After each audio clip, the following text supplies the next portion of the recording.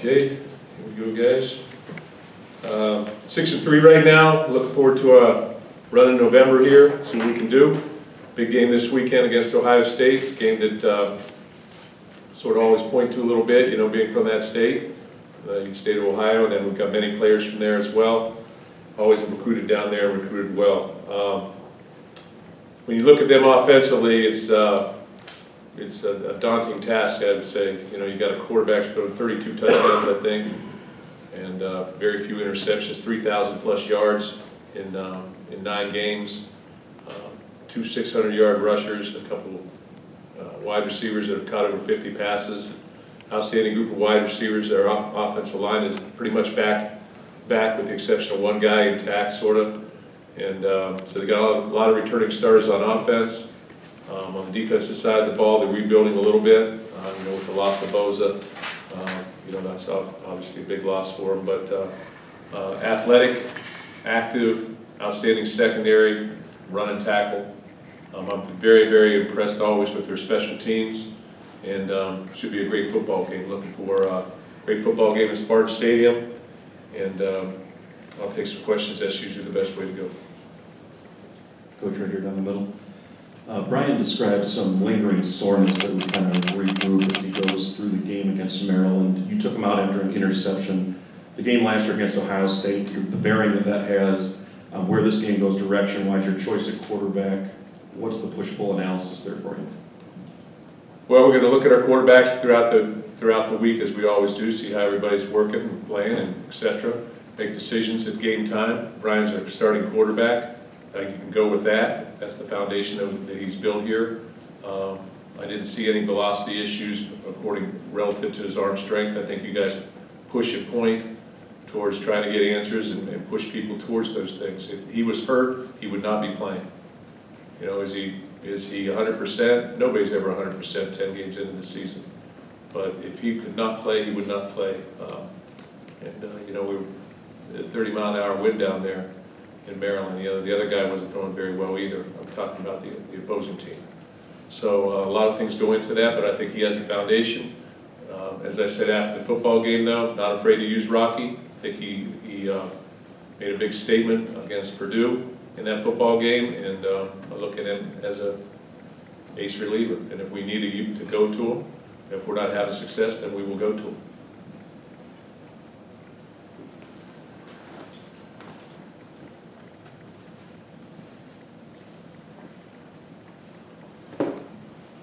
Mark, obviously last year, 335, I think it was on the ground. How much of that do you guys, because there's a lot, you know, same two backs are back, and you got a lot of your same defensive personnel. Do you really go back to that tape a lot from last year, or do you look more at what they're doing this year? And how much does that, what happened last year? You look at everything. You look at the 6-game study. You know, we got a 6-game study. Looking back at 2012, different things. So, and I'm sure that they do the same. You know, we also look at what Indiana did against us, you know, because of Kevin Wilson being there. You know, you try and look at every imaginable thing. They do the same. I think they do a good job of coaching. They did some things last year that put us in conflict, I think. So, you know, run past conflicts and things of that nature. And then they broke tackles. 2 good running backs, as I said earlier. And, you know, they had their way last year. So we need to play one play at a time and get ourselves, you know, focused and prepared, but not too over-energetic, and play this game accordingly. With the same, a lot of your same personnel, how much motivation is there for those guys to make up for what transpired last year? You know, I don't know. I think every game is really, like as I said earlier, a couple weeks back, every game is sort of a new season, and you can look at every single game and build on it from the past and look to the future. But I expect our players to get ready every single game, regardless of who we play. I mean, it's too difficult in this league not to be prepared mentally and emotionally. So, you know, how high can you get? You know, I want our guys at peak performance game time. You know, whatever that is, their peak performance, whoever that is. Whether it's a quarterback, defensive back, a backup, whatever it is, I want them to be at their peak performance. Mark, right here. Matt Allen not on the depth chart for the 2nd straight week. Do you expect him back this season? Yeah, he'll be back this season, and we'll see whether he's on. We'll see how it goes this week, sort of day to day. And Josh Butler, is a guy we haven't seen in a while, and a while back you had said he was getting close. Did he have a setback along the way, or just? You know, I really don't want to talk too much about injuries other than to say they're day-to-day. Okay, and then Josiah, when you see him Sunday or Monday after playing a lot, after not playing obviously all this season, He'll be starting. He'll be starting the quarter. His body held up and everything. He felt pretty good about being able to play that. Oh yeah, I thought he played well. Yeah. Thank you. When you get to 6 victories and the bowl game is secured, it's kind of a two-part question mark. It seems like in this day and age that more programs might benefit from, given the fact everybody's trying to win, make that bowl eligibility really a very significant goal and objective. But beyond that, it can be a little bit elitist on the part maybe of critics who sometimes say that team isn't worth going to a bowl, that record isn't worthy of going to a postseason game. You, from a coaching standpoint, I believe see bowl games as being not only perhaps a testament to the program, but as an opportunity for kids who maybe have not traveled, who have not had their horizons significantly expanded. Can you talk a little bit about that? Because it seems like it gets glossed over and dismissed too much. Yeah, you know, I think bowl games, that's the first hurdle that you try and clear. Regardless of what program you're at, where you're at, you know, I guess there's a lot of givens that, hey, we're going to get to that, but, you know, still when you get to the 6th win, there's a lot of meaning in that. It means that you're going somewhere. And I do think that it's an opportunity for your young people to go and experience life in a different area a little bit.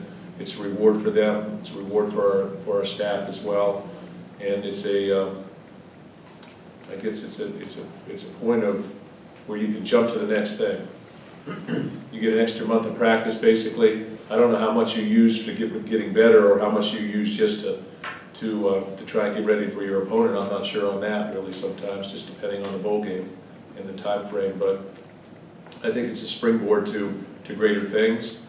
Even this year, you know, winning 6, now can we win 7?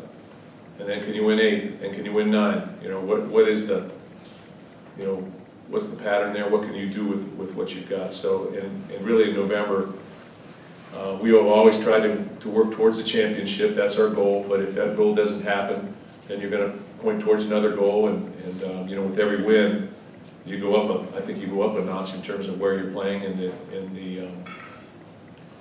experience that you're probably going to have at that bowl place and who you're going to play against. And at the end of the day, you want to represent Michigan State.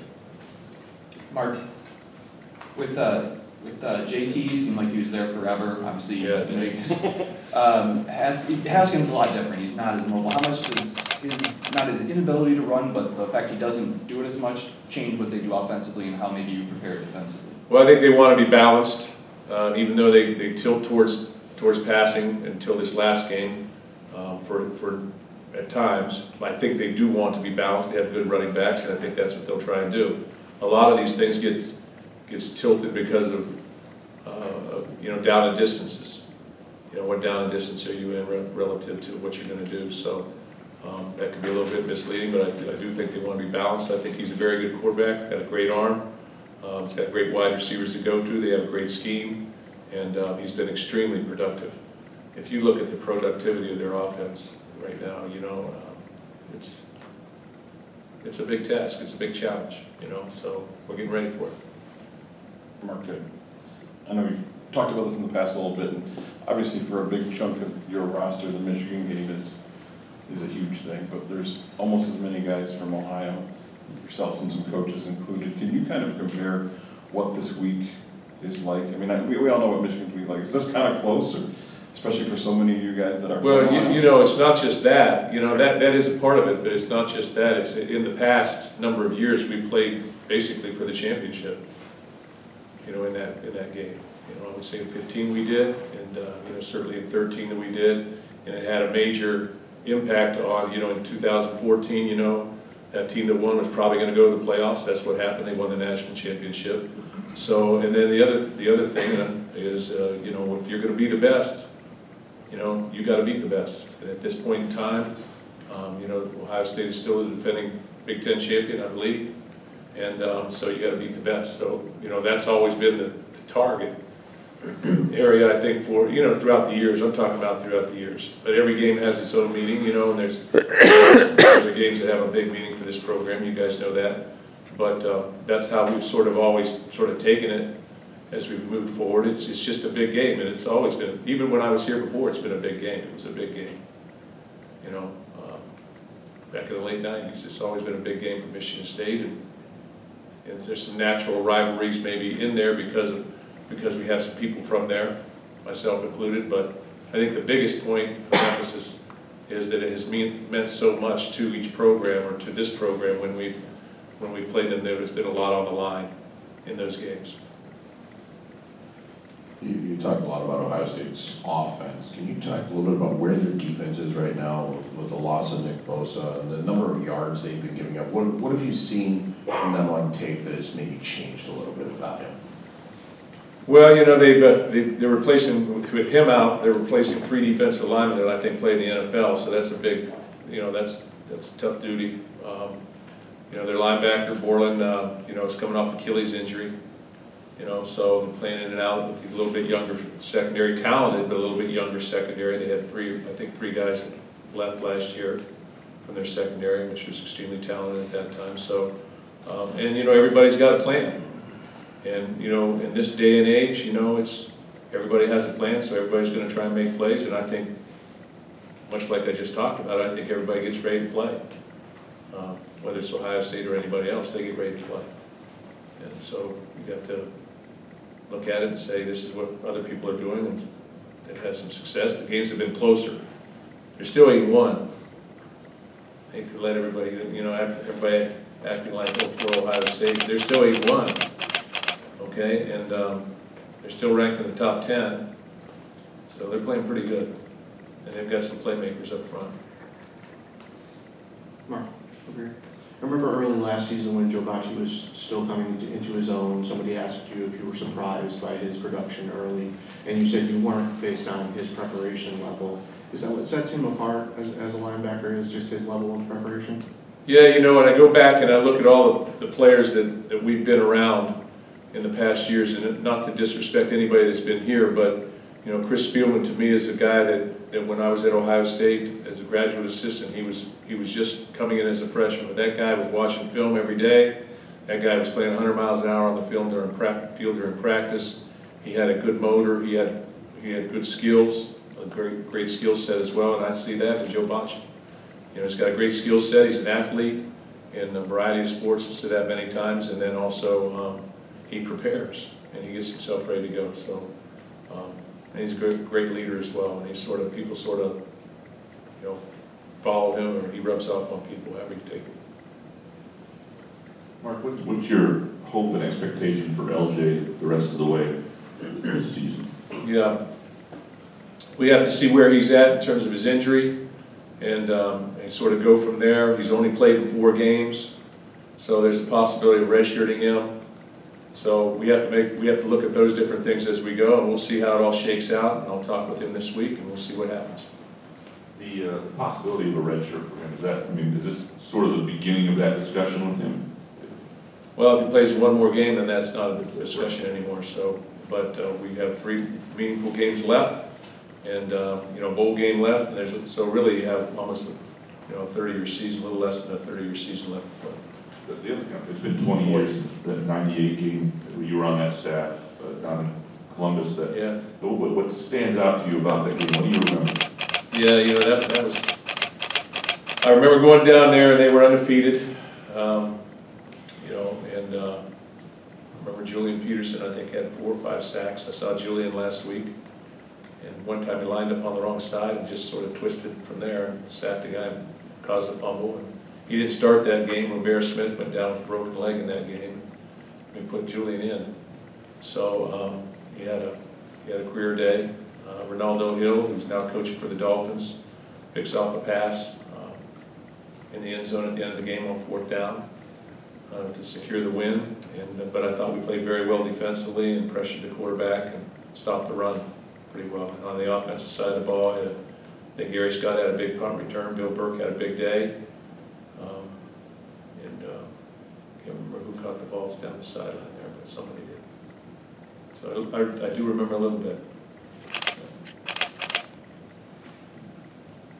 Because of your time at Ohio State, will that school always hold a little bit of a special place because of the time you and your wife had there? Yeah, you know, because the people that I know there really as much as anything, because the people I've worked with and for, you know, I was a graduate assistant there, and, you know, sort of everything that really has been accomplished in my coaching career has sort of spun off of that, you know. I mean, you know, Jim Tressel, I went to work for Jim Tressel, I went to work for Glenn Mason, I went to work for Nick Saban. All those guys have Ohio State roots.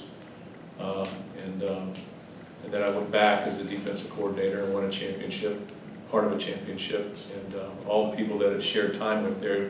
So it's really, does it become the place, or does it always become about the people that you're sharing that place with? And for me, it's always been about the people. Same thing here. This is about the people that have come here and been a part of something greater than one person, and sharing that experience with them. So, but you know, I would say that, and then, you know, from that state, so, you know, I have a special meaning in that case. You talk to Tressel a lot? Yeah, I still talk to Tress. I get a little nervous before games, so I give him a call. Yeah. Anything else?